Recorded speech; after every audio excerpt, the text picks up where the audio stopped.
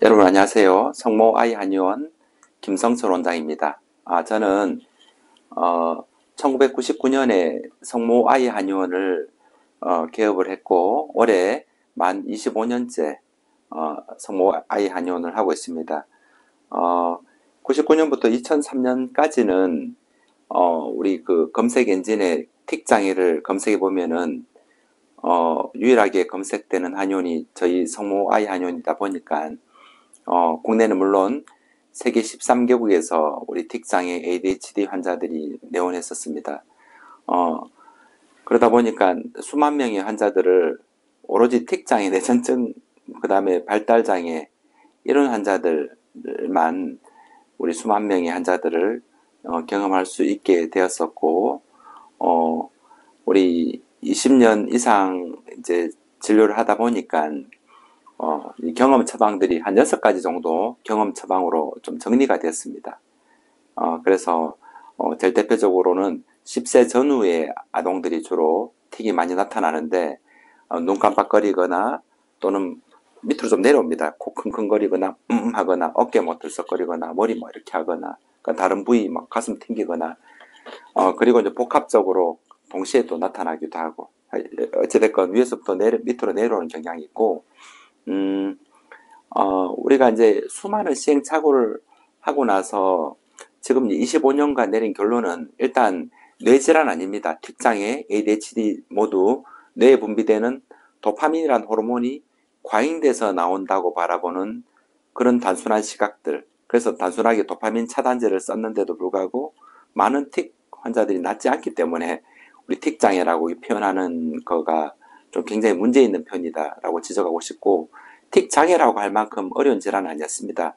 이 기간의 문제지만 개인 따라 또 뭐 3개월 이전에부터 대부분 다 호전되기 시작하고 우리 애들이 굉장히 마르거나 혈색이 없는 아이일수록 좀 더 많이 보강해야 될 필요가 있고, 좀 건강한 애들이 일시적인 스트레스로 오는 경우는 우리 뭐 3, 4개월만 복용해도 몇 년 동안 괜찮은 애들도 굉장히 많았습니다. 그래서 일단은 우리가 정신과에서 도파민이란 호르몬 과잉으로 인해서 틱이 왔다, 틱이라는 결론이 왔다. 이 부분이 맞으려면은 도파민 차단제를 뭐 몇 달 쓰면은 틱이 나야 됩니다. 근데 우리가 몇 달이 아니라 지금 수년간 도파민 차단제를 써도 틱이 안 낫는 많은 아이들은 뇌의 문제가 아니다라는 것이 이미 확인됐기 때문에 우리 어떤 다른 문제, 어떤 혈액순환의 문제, 면역의 문제, 어떤 스트레스, 심장 스트레스의 문제라고 다른 패러다임으로 바라보는 게 필요합니다. 그래서 제가 5년 전에 틱장애 완치된다.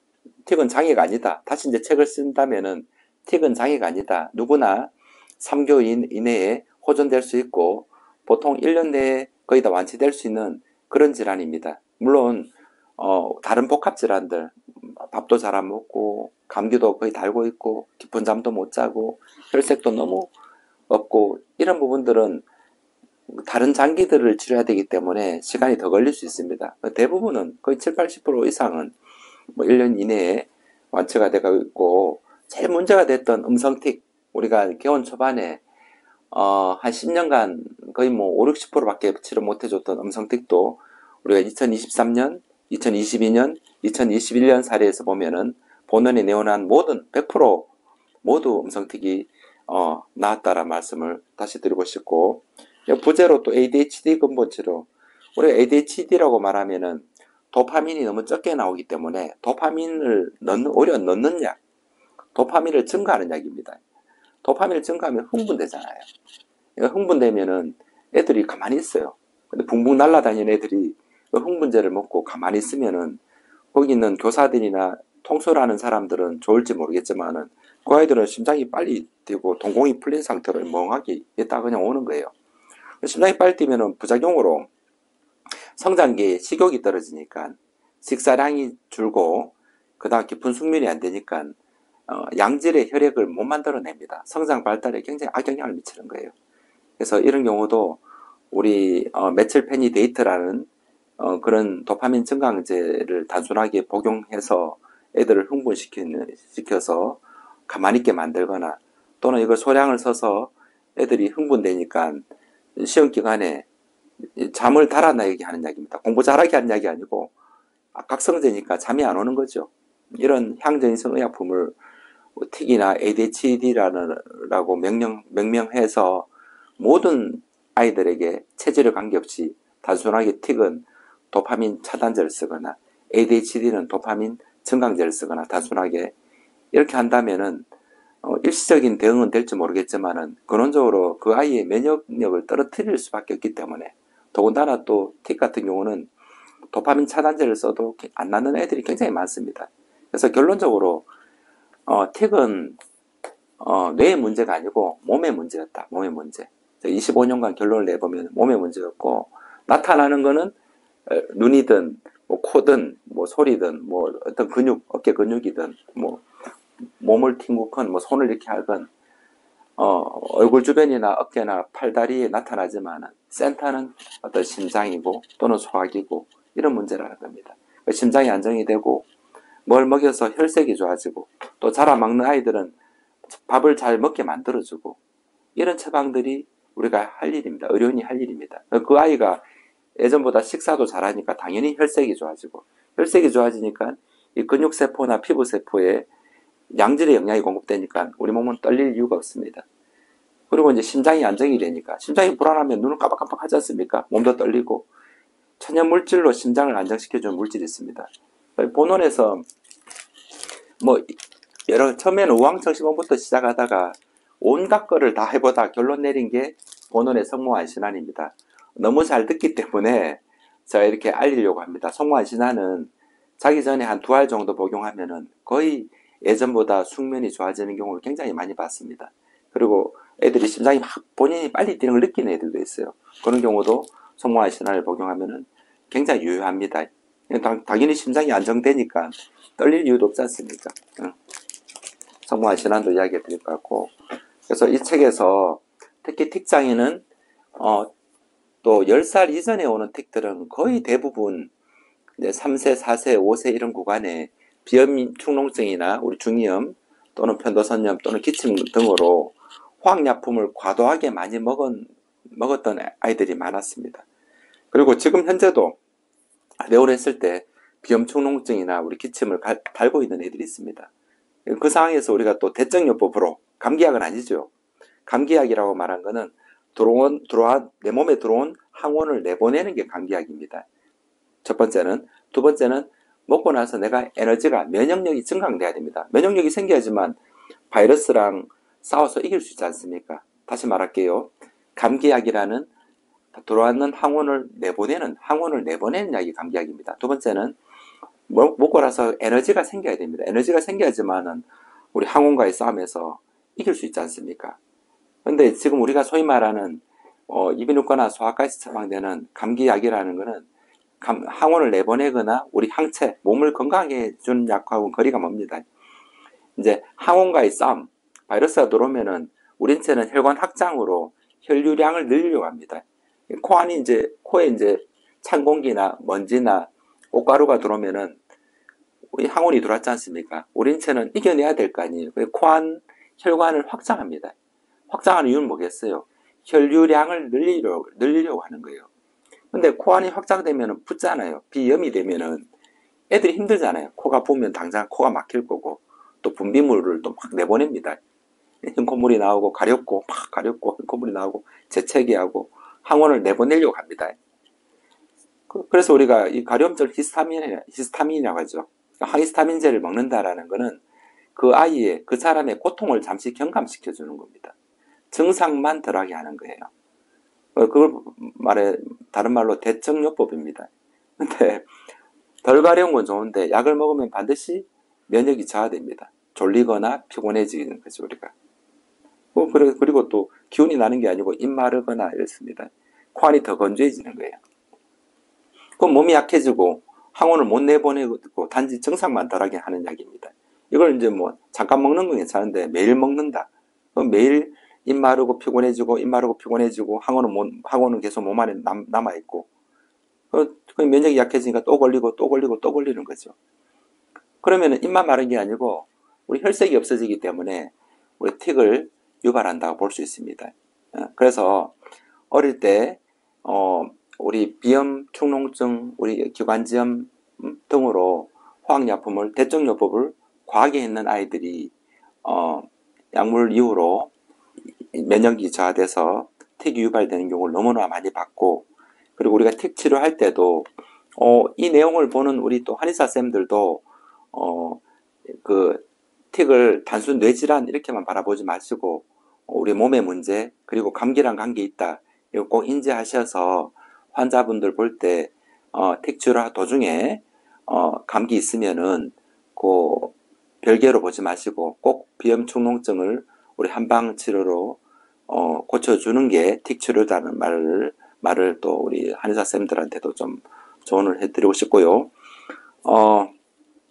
그래서 이제 그 틱장애하고 비염은 깊은 관계를 가지고 있다.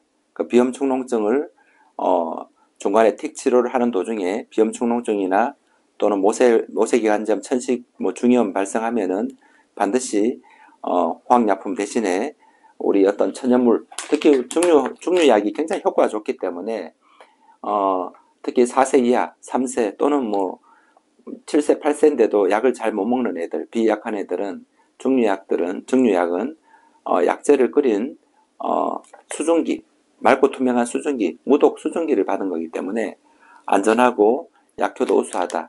약을 잘 못 먹는 친구들도 먹을 수 있다. 이 말씀을 드리고 ADHD 사례를 한번 말해볼까 합니다.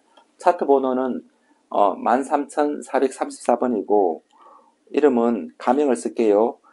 김대준입니다.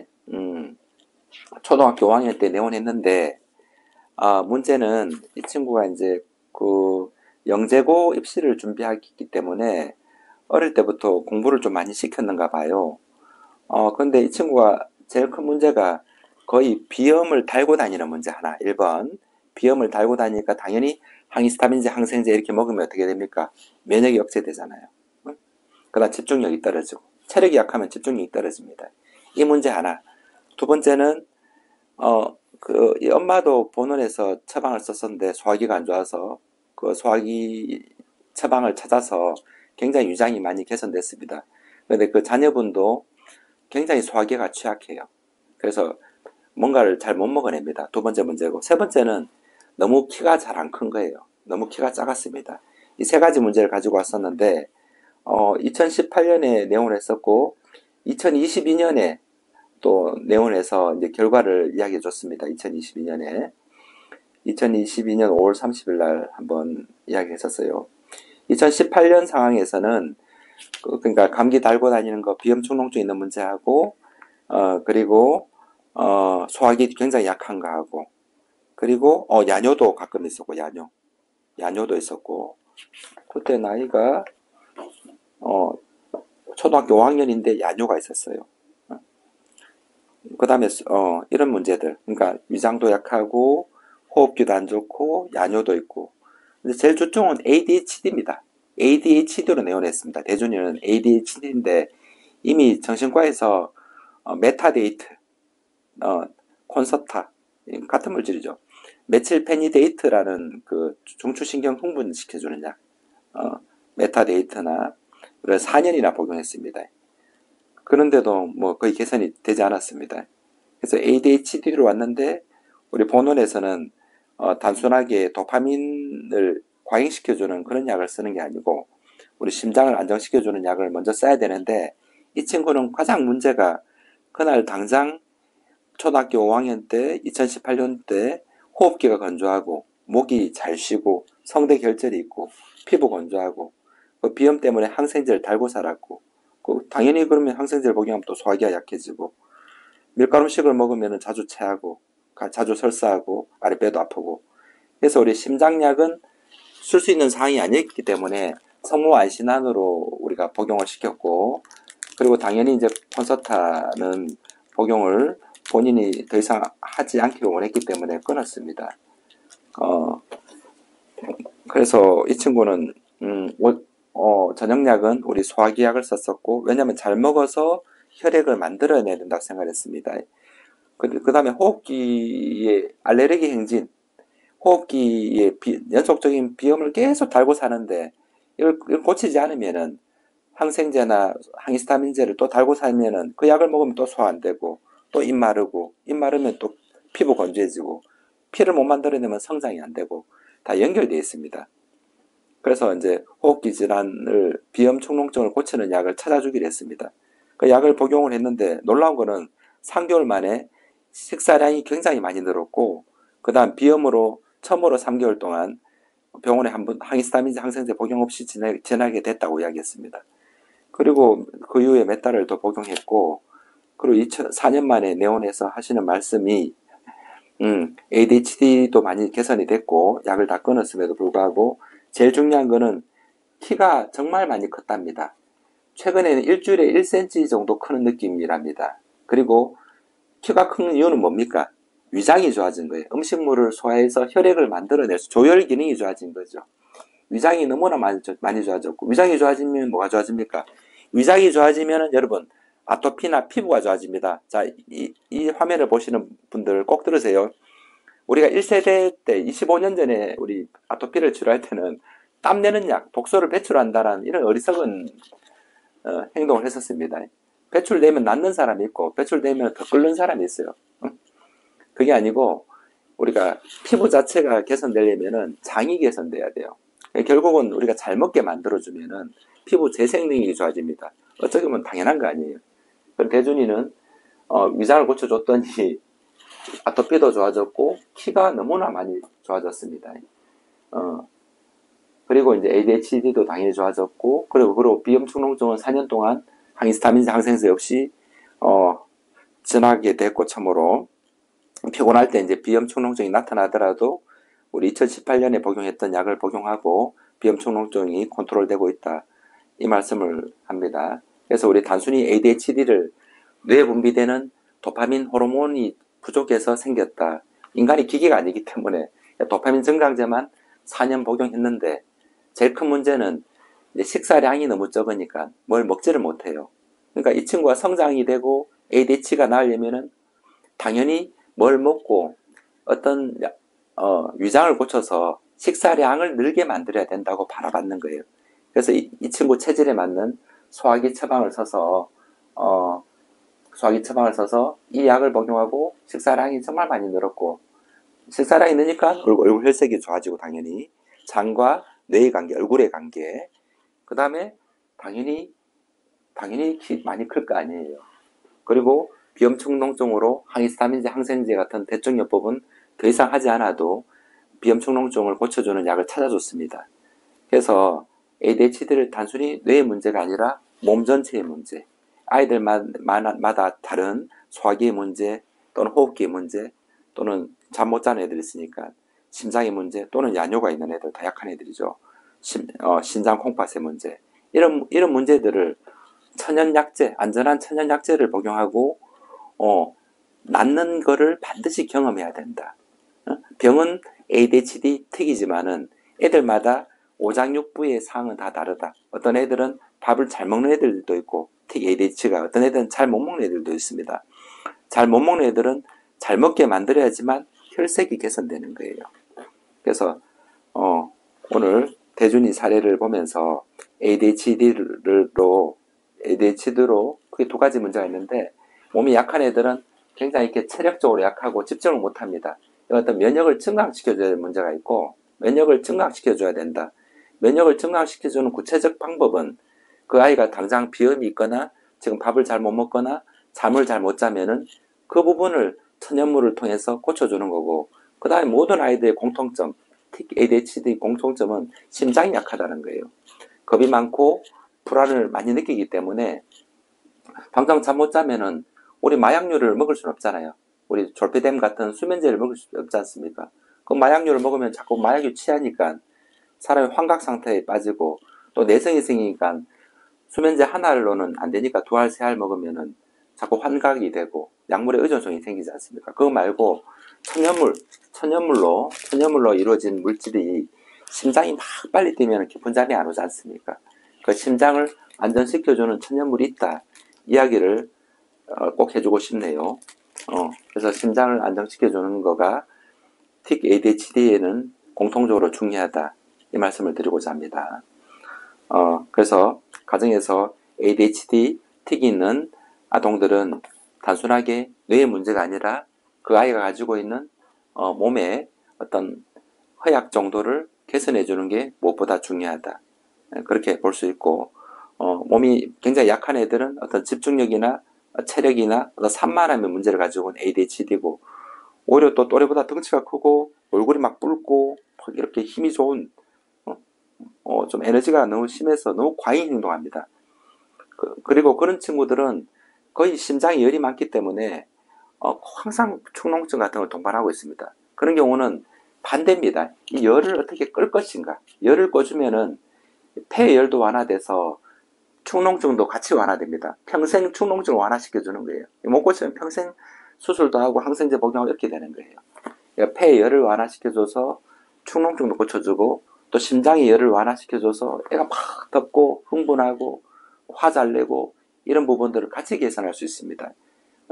그래서 체질 따라서 똑같은 ADHD 똑같이 이제 도파민 증강제를 복용하는 게 아니고 체질 따라서 좀 몸이 약한 애들은 산만하고 집중력이 부족하기 때문에 뭔가 밥도 잘 먹게 만들어야 되고 감기도 낫는 물질을 찾아줘야 되고 반대로 강호동처럼 좀 덩치가 크고 에너지가 넘치는 애들은 심장이나 폐열이 많기 때문에 폐열을 완화시켜서 축농증 치료를 해줘야 되고 심장의 열을 완화시켜서 심장의 열을 흥분되는 그런 ADHD를 고쳐줘야 된다. 체질마다 치료가 다르다. 이 말씀을 드리고 싶습니다. 이 영상을 보시는 분들은 틱장애 내전증을 단순히 우리 기계처럼 틱은 도파민이 너무 과잉돼서 나왔으니까 도파민을 떨어뜨리는 약을 먹어야 된다. 또 잘 안 나니까 역시 틱장애다. 이렇게 바라보는 게 아니고 사람마다 다르다.